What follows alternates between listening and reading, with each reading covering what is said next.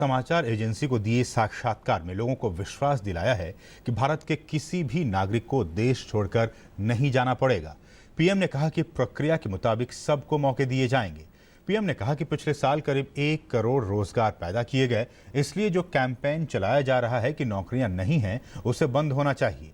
PM Modi ने राहुल गांधी द्वारा GST को गब्बर सिंह टैक्स कहे जाने पर कहा कि गुजरात चुनाव के दौरान कांग्रेस अध्यक्ष ने लोगों को जीएसटी के खिलाफ भड़काने की पूरी कोशिश की, लेकिन लोगों ने उन्हें स्वीकार नहीं किया। पीएम मोदी ने कहा कि आरक्षण बना रहेगा, इस बारे में कोई शक नहीं है। इसके साथ ही प्रधानमंत्री ने उम्मीद जताई है कि पड़ोसी देश पाकिस्तान के इमरान खान के नेतृत्व में नई सरकार अपने देश को आतंकवाद और हिंसा मुक्त बनाने की दिशा में काम करेगी। वहीं प्रधानमंत्री नरेंद्र मोदी ने विश्वास जताया है कि बीजेपी अगले साल होने वाले लोकसभा चुनाव में 2014 से भी ज्यादा बड़ी जीत हासिल करेगी। एक राष्ट्रीय अखबार को दिए इंटरव्यू में प्रधानमंत्री ने विपक्ष के महागठबंधन को एक ऐसा विचार बताया जो कि सफल नहीं हो सकता, क्योंकि लोग केंद्र में एक मजबूत और निर्णायक सरकार चाहते हैं। भीड़ द्वारा की जा रही हिंसा की घटनाओं पर जताई जा रही चिंताओं पर प्रधानमंत्री ने कहा कि इन घटनाओं की कड़े शब्दों में निंदा की जरूरत है। उन्होंने कहा कि उनकी सरकार कानून व्यवस्था का पालन करने और हर नागरिक के जीवन और स्वतंत्रता की रक्षा के लिए प्रतिबद्ध है। उन्होंने आगे कहा कि कोई भी व्यक्ति किसी भी परिस्थिति में कानून अपने हाथ में नहीं ले सकता और हिंसा नहीं कर सकता। प्रधानमंत्री ने जोर देकर कहा कि उनकी सरकार असम में नागरिकों के राष्ट्रीय रजिस्टर के नवीनीकरण की प्रक्रिया पूरी करने का वादा निभाएगी। उन्होंने इन चिंताओं को दूर किया कि एनआरसी भारतीय नागरिकों को इसमें शामिल नहीं करेगा और भरोसा दिलाया कि लोगों को अपनी शिकायतें दूर करने के हर संभव मौके दिए जाएंगे। उन्होंने एनआरसी के मुद्दे पर कांग्रेस को घेरते हुए कहा कि वोट बैंक की राजनीति कर रही है वो। रफाल सौदे पर कांग्रेस के आरोपों पर उन्होंने कहा कि पार्टी ने अपने मन से झूठ गढ़े हैं और उन्हीं को दोहरा रही है। सरकार के रोजगार पैदा नहीं करने के कांग्रेस के आरोपों का जवाब देते हुए प्रधानमंत्री ने कहा कि सितंबर 2017 और अप्रैल 2018 के बीच 45 लाख से ज्यादा विधिवत नौकरियों का सृजन हुआ है और ईपीएफओ का डाटा दिखाता है कि पिछले साल 70 लाख नौकरियां पैदा हुई हैं। प्रधानमंत्री नरेंद्र मोदी ने उम्मीद जताई कि इमरान खान के नेतृत्व में पाकिस्तान अपने देश को आतंकवाद और हिंसा मुक्त बनाने की दिशा में काम करेगा। प्रधानमंत्री ने दोनों देशों के बीच बेहतर संबंधों की कामना की और कहा कि उनकी सरकार ने इस दिशा में कई कदम उठाए हैं। और हमारे साथ हमारे संवाददाता सुधाकर दास इस वक्त ताज़ा अपडेट के साथ जुड़े हुए हैं। सुधाकर, तमाम विषयों पर प्रधानमंत्री ने बातचीत की है, लेकिन जिन खास मुद्दों पे हम बातचीत आपसे करना चाहेंगे वो ये कि उन्होंने कहा है कि जो एनआरसी का मामला है उस पर भी झूठ और भ्रम फैलाने की स्थिति है। हर किसी को उसमें शामिल किया जाएगा, किसी को भी देश से बाहर नहीं निकाला जाएगा। एक तो ये बात, और दूसरी बात पाकिस्तान को लेकर भी उन्होंने कहा है कि जिस तरह से नई सरकार वहाँ पे आने वाली है इमरान खान के नेतृत्व में, एक उम्मीद जताई है कि भारत और पाकिस्तान के जो रिश्ते हैं वो काफ़ी अच्छे होंगे, काफ़ी सुदृढ़ होंगे।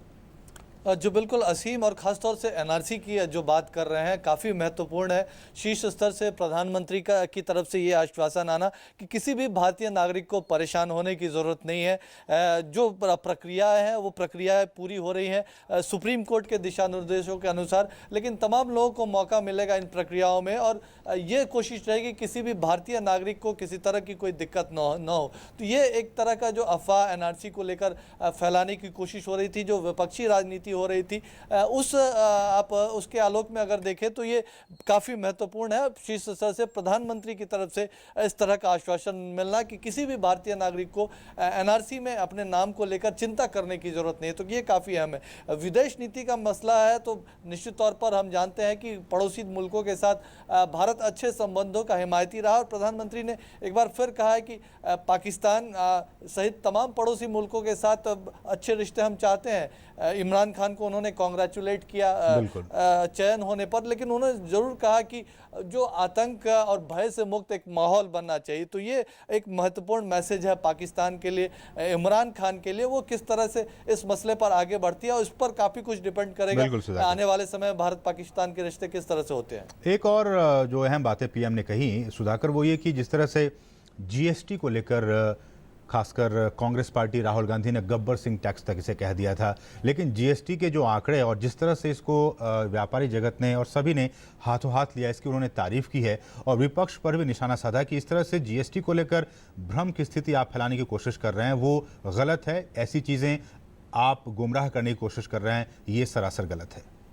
और जो बिल्कुल, और उनसे बहुत स्पेसिफिक सवाल ये पूछा गया था कि आप जब राज्य के मुख्यमंत्री थे गुजरात के, तब आपने विरोध किया था और अब फिर आप जीएसटी लेकर आए, तो इस तरह से उनसे सवाल जरूर पूछा गया। जी। प्रधानमंत्री ने साफ तौर पर कहा कि देखिए, वो विरोध नहीं था, वो राज्यों की चिंताएं थी। बिल्कुल। पिछली जो सरकार थी उसने राज्यों की जो चिंताएं थी उसको हल करने की कोशिश नहीं की, जो रेवेन्यू लॉस होने वाला था उसकी बात नहीं की थी। तो इन तमाम चिंताओं को मोदी सरकार ने दूर किया। उसके बाद हम देख रहे हैं कि 11 महीने से ज़्यादा का वक्त हो चुका है। जीएसटी किस तरह से इसका सफल इम्प्लीमेंटेशन हो रहा है, किस तरह से लोगों से जुड़ा। और उन्होंने साफ तौर से कहा कि गुजरात के चुनाव में कांग्रेस पार्टी की तरफ से, कांग्रेस अध्यक्ष राहुल गांधी की तरफ से इसको गब्बर सिंह टैक्स तक बताया गया, लेकिन गुजरात की जनता ने, हम जानते हैं कि एक बड़ा वर्ग वहाँ बिजनेस कम्युनिटी है, तो उन्होंने उसको पूरी तरह से रिजेक्ट कर दिया।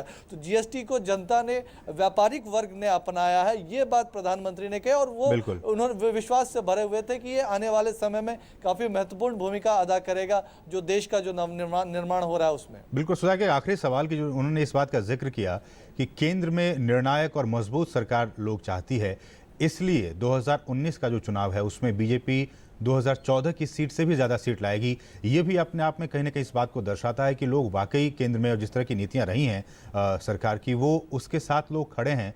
और इस लिहाज से भी पीएम इस बात को लेकर आश्वस्त हैं कि 2019 के अगले लोकसभा चुनाव में ज्यादा सीटें आएंगी बीजेपी को। जी बिल्कुल असीम, और कहीं ना कहीं इस सवाल के जवाब में प्रधानमंत्री ने जो विपक्ष की अवसरवादिता है उसको उजागर करने की कोशिश की। और ये उन्होंने तथ्यों के जरिए भी कहा कि आप देखिए, जो अविश्वास प्रस्ताव पर जिस तरह से सिर्फ सहयोगी दल नहीं बल्कि जो दूसरे जो नॉन एनडीए पार्टीज है उन्होंने भी सरकार का समर्थन किया। डिप्टी चेयरमैन के इलेक्शन में जिस तरह का समर्थन हुआ, और विपक्ष में आपस में फूट, उनके विपक्ष के कई दलों ने, उनके कई सांसदों ने खुद डिप्टी चेयरमैन के इलेक्शन में उनके कैंडिडेट के लिए वोट नहीं किया।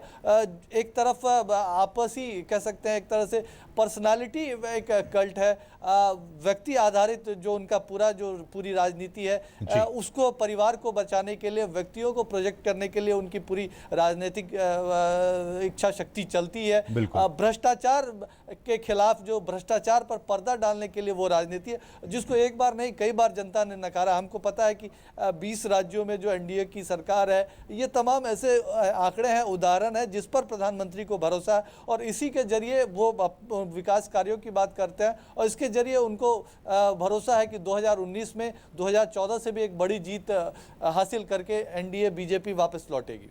बिल्कुल।